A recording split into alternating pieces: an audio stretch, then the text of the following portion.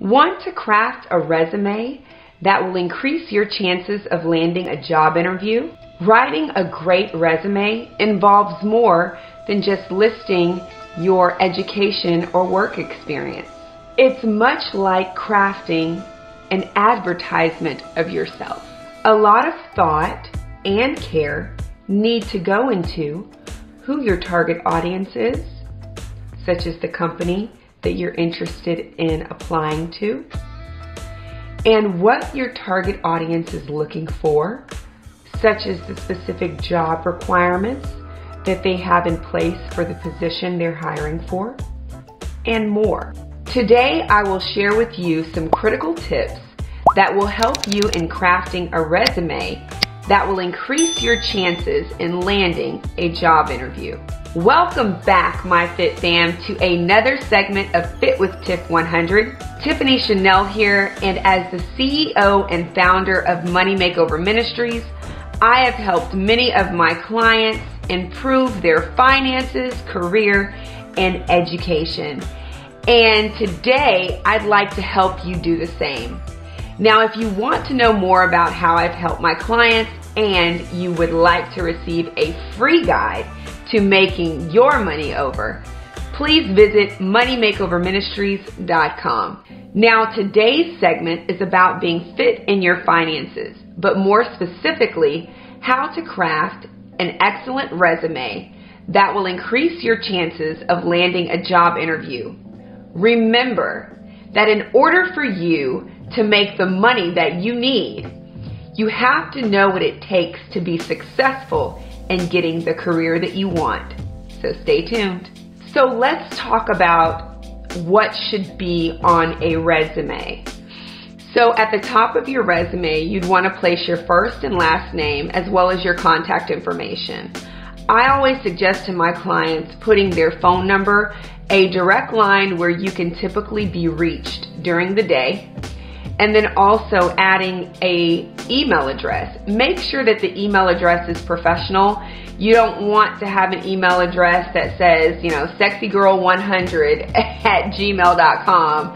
Make sure that you have created a professional email address such as jane.doe@gmail.com or something like that. Also, if you are submitting your resume electronically, you can include a link to your LinkedIn professional profile. And if you're not familiar with LinkedIn, it's a social media platform similar to like a Facebook, if you will, but instead of making personal posts, the information that's on your LinkedIn profile is basically your life resume. From your education to your work experience to any skills that you have. Also, people post different current events that are taking place as it pertains to the type of work that they do. Maybe it's an article on the latest and greatest technology for drilling oil and gas out of the ground. There's so many different ways that you can use LinkedIn as your professional profile. We won't get into the detail on that because that's not what this video is for. If you want to see something like that, please comment down below and I can make a video for that as well. But for the purposes of this video, again, you want your name, your contact information at the top of your resume. Next, you want to include your professional profile. In the past, I have suggested writing an objective summary, but it's challenging to write an objective summary if you're not quite sure where you're going to land. You would constantly have to change that objective depending on what position you're looking for, what company you want to work for, and sometimes the objective is not always clear when you're on a job hunt, especially if you're right out of college.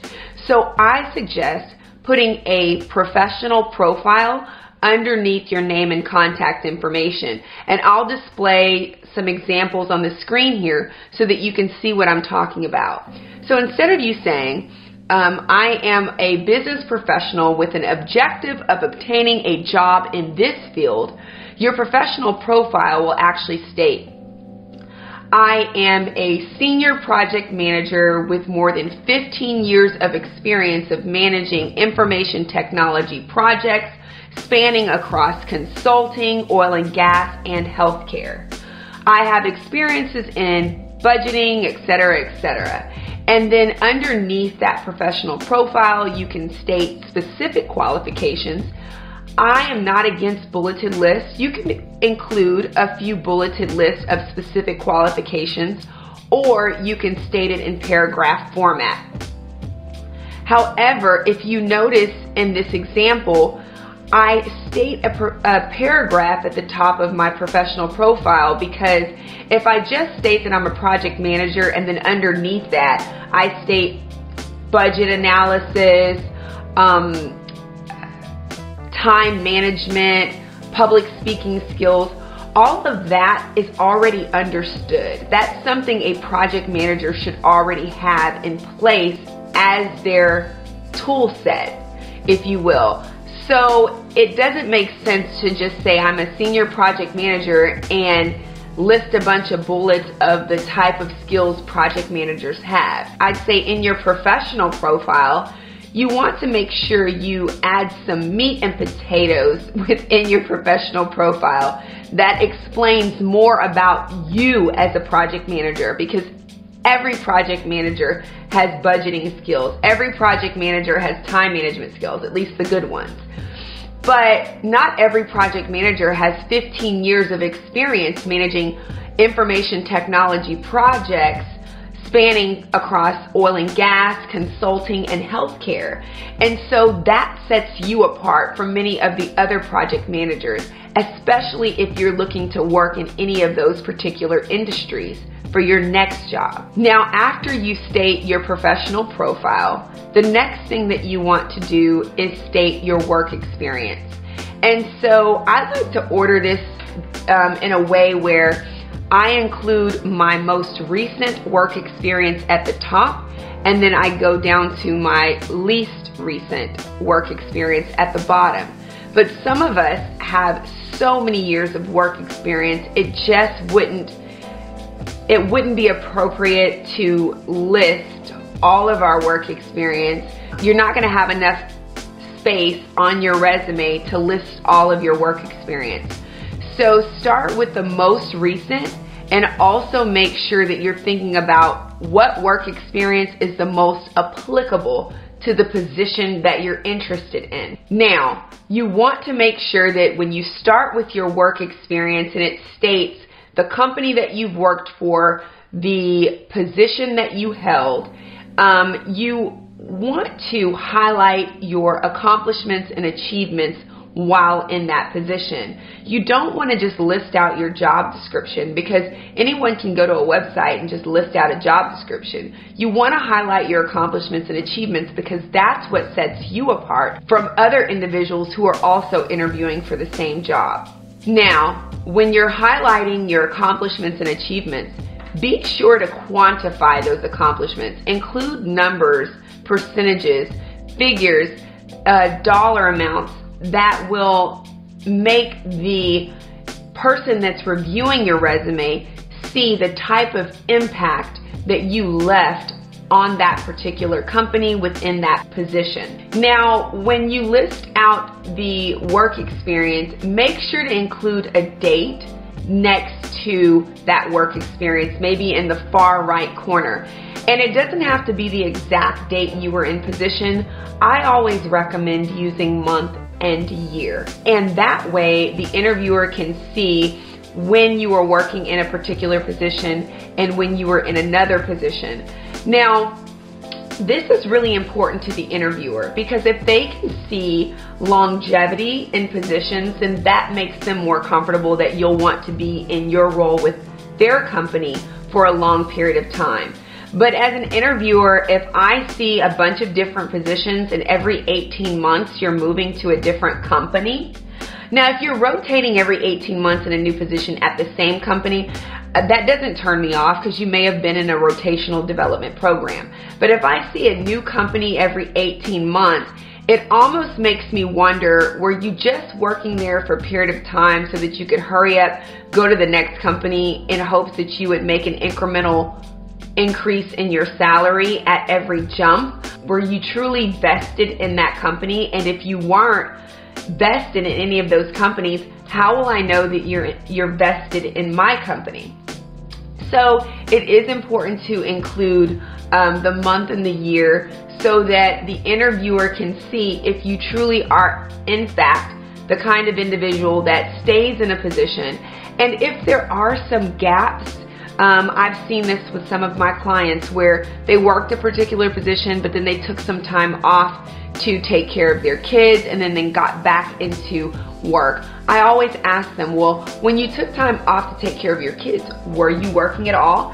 And a lot of them say yes. I was doing maybe some budgeting for a mom and pop shop, or I was doing some budgeting for my husband's business, or I was working at a nearby store as a cashier, whatever it was. Even though that was a gap in your professional resume, you can still include that information on your resume and make it applicable to your job of interest. Or what you can do is leave that gap there and allow it to be a conversation piece where you can say, I took time off to take care of my kids when they were young, and during that time I worked part-time at a nearby company where I was managing their finances there so that I could be home in time for my kids when they came home from school, or whatever the case may be. There's always a story behind every resume, and don't feel bad if everything on your resume doesn't seem perfect. Interviewers and recruiters are not looking for perfection. They're looking for people who are scrappy, who are go-getters, and want to do well at their company. Now, the next section of your resume, I would suggest listing out any applicable skills, such as your technical skills or even language skills if you speak other languages or you write other languages pretty fluently, or list your certifications or awards. I think that's a really good place to highlight that information. Even though you've probably highlighted some of those things in your work experience and accomplishments, it's still a good way to highlight specific skills, especially if those skills that you have are exactly aligned with the job of your interest. Next, something that I like to see, especially if I'm hiring someone directly out of college, I like to see any extracurricular or volunteer opportunities that you've participated in. Now, when you've had years of work experience, this may not be quite as important to a recruiter, as they're really focused on the skills and the experience that you have for that particular job. But if you're coming straight out of college, the recruiter also wants to know that you're well balanced and you do like giving back to the community, or you do have something about you that's not just always about being in the books and studying. Because whatever company that you work for, you're gonna have to be able to work with people and get along with people. And always being in the books, while it's good to study, if you're never coming out of the books and being involved in extracurricular activities or volunteering opportunities, then how will the recruiter know if you will work well with them or their employees at their company? So again, definitely after the skills section, place a small section around any extracurricular activities, whether you held maybe an office in a student organization, maybe you were the secretary of the Spanish club, or if you volunteer with the Red Cross every summer, whatever it is, go ahead and highlight that in that next section. And it definitely shows the more personable side of you.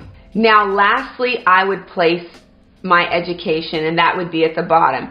If you're coming directly out of college, you may not yet have a professional profile, and so, or if you do, it might be a little bit shorter, and so you might want to place your education above that work experience, maybe under the professional profile, because that's what's more applicable right now is your education, and you're looking to get that work experience. But for those of us who have worked for several years and we're looking for an experienced opportunity, and we are an experienced hire and not just being hired right out of college, you'd want to place your education at the bottom. Recruiters do still look at that information. I'd say place your education, so the school that you attended and graduated from, the degree that you obtained, your major, and I would suggest placing your GPA on there if you have a 3.2 or higher. If your GPA was below a 3.2, then I wouldn't suggest placing it on there, because at the end of the day, the goal is for you to look your best and put your best foot forward and get that job. And so if you had a low GPA, it doesn't mean that you won't get hired. There's always reasons behind those type of things. There are people that have had deaths in their family, their mother or their father passed away while they were in school, and so they had to work while they were in school and their GPA suffered.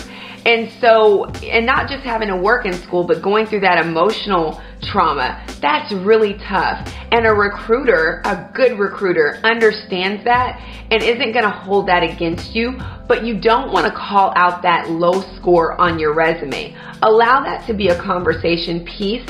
If they checked your transcript and says, hey, I know on your transcript, I noticed that your GPA was a little bit low during these 2 years. Can you talk about that? And then you let them know why it was low. But again, on your resume, only include a GPA if it's a 3.2 or higher. Now that you know what to include on your resume, let's talk about how to make that resume look great in the eyes of your recruiter. So I believe it's important to place emphasis on how you format your resume. There are so many different formats out there for professional resumes, and each one of them can work for you. But here are a few tips that can help you make sure that your resume is formatted appropriately. Some ways to provide great formatting would be the type of font that you use. And so let's talk about font size for right now. I'd say you don't want to go lower than an 11-point font and no higher than a 12-point font. Lower than 11-point, it looks a bit small and it's hard for the recruiter to read. Higher than a 12-point almost makes it look like you didn't have enough information about yourself, and so you tried to stretch the font out so that you could fill out the space. Now, the type of font that you can use, typically people use Times New Roman or Arial. Now, if you want to stand out a little bit more so that your resume doesn't look exactly the same as everyone else's, then you may consider using alternate fonts such as Garmon, Calibri, or Cambria. Also, make sure that you use action verbs at the beginning of your bulleted list under your work experience. So, if you are currently working at a company, you want to use present tense action verbs such as lead, X, Y, and Z, perform, ABC, maintain, X, Y, Z, document, ABC. So all of those verbs are considered present tense action verbs because you are presently working in that role. Now, for your past work experience, you want to use past tense action verbs such as performed, ABC, documented, XYZ, led, ABC, maintained, XYZ. So that way your resume flows properly. Now, as I previously mentioned when talking about action verbs, it's good to use bulleted lists. You don't need to exhaust your resume with bulleted lists, but if you're writing out your work experience, underneath your work experience and maybe like a short phrase of your accomplishments, then start listing some bulleted list of strong, specific accomplishments that you had in that particular position. Bulleted lists are great because it helps the interviewer skim through your resume and quickly capture what exactly you were doing in that role. Also, play around with the way you format your fonts. I like to bold some areas on my resume. I like to italicize some areas. I also like to play around a little bit with spacing between different sections of my resume. So check out some templates and think about how you can enhance your resume by playing around with the fonts and spacing. And finally, please make sure that your resume is 1 page in length, no more than 2 pages. A good rule of thumb that I give my clients is if you have less than 5 years of work experience, 1 page should be sufficient. If you have more than 5 years of work experience, closer to 10 or more, then I'd say it would be okay to go up to 2 pages, but definitely not over. Again, that's when you start to think about what particular work experience you had that's applicable to the role, and then also your most recent work experience. Things that you've done in the past, long ago, may not even be applicable to the role that you're applying for currently. So that's one way to begin shortening your resume so that it doesn't go over 1 to 2 pages. Well, thanks again, my Fit Fam, for sticking with me to the end of this video. And I'd like to just reiterate that when you are crafting your resume, don't just think about it as something that you're doing to list out your education and your work experience and your job descriptions. It's more than that. It really is an advertisement of who you are and what you can bring to that next company and that next position. Now you have the tips and tricks that you need in crafting an amazing resume that will increase your chances of landing a job interview. Please don't be a stranger. Definitely follow me on my social media platforms at FitWithTiff100 on both Instagram and Facebook. And also, definitely give this video a thumbs up if you would like to receive more content like this in the future. And comment down below on if you believe this video made sense to you and was helpful to you in any kind of way. Maybe put a $sign in the comment section, which can represent Money Makeover Ministries. And please do like, comment, share, and subscribe to my channel if you're not already a Fit family member.